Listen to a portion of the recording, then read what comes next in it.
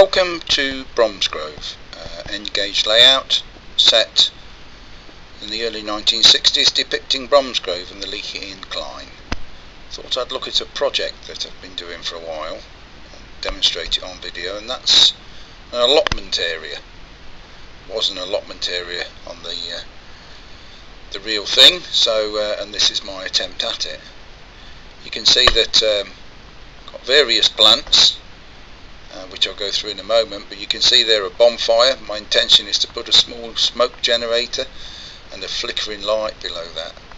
But looking at the plants, you can see we've got some beans on poles and cabbages and collies and strawberry plants, some rhubarb, some green sticks, which could be really anything you like, I guess. They could be leeks, and just some things poking up through the ground. But to show you how I've done that, for instance the cabbages, you can simply do those yourself, or cauliflowers. Small pieces of newspaper rolled up between your finger and thumb. Roll them really tight, and I mean it's only a small bit of paper, really tightly, and you can either dip them in glue or just dip them in paint. That'll be enough. And that will give you your cabbage or cauliflower. If you're making cauliflower, then obviously you paint it white and then just put some of these knock leaves around the edges. Other things I've used are this field grass cut right down so it looks like shoots coming out of the ground. There's some ready-made items. For instance, here's the pumpkins and cucumbers, lettuces by Bush.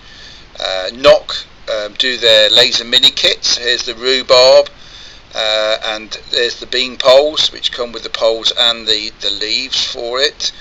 The soil I used was the Woodland Scenics fine turf soil. That seemed to give quite a realistic effect. The pathway is just simply some light brown ballast that I had left over, and I used some tape to tape it all up.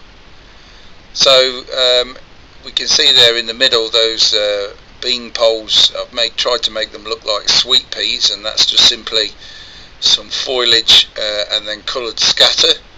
I've sprayed it with some, you could use watered down PVA to make it all stick. The pumpkins stand out quite a bit, but I have dulled them down to what they were. But looking at images on Google, if you look at pumpkins in allotments, they do stand out quite a bit. So there you go. I think it's quite effective. I hope it will inspire you into doing something yourself. I think it's important to try and get the colours to blend in as much as possible. Don't overdo it. I always think less is more on these projects, but see how you go. Thanks for watching.